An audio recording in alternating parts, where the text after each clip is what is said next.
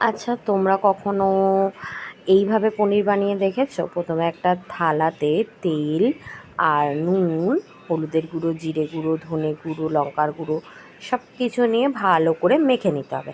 তারপরে কেটে রাখা পনিরগুলো ওটাতে মাখিয়ে ভেজে নিতে হবে।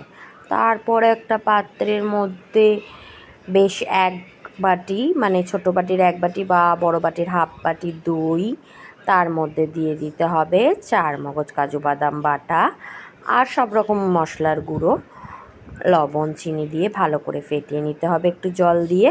তারপরে কড়াইতে গোটা গরম মশলা ফোড়ন দিয়ে আদা কাঁচা লঙ্কা বাটা দিয়ে ওই মিশ্রণটা ঢেলে দিতে হবে। দিয়ে ভালো করে ঘাঁটতেই থাকো। ভেজে রাখা পনির দিয়ে একটু জল দিয়ে ফুটিয়ে নিয়ে পছন্দের মতো গ্রেভিটা রেখে ধনে পাতা দিয়ে আর গরম মশলা দিয়ে সার্ভ করো লুচি, রুটি, পরোটা, পোলাও, ফ্রাইড রাইসের সাথে। ভিডিও ভালো লাগলে সাবস্ক্রাইব করো।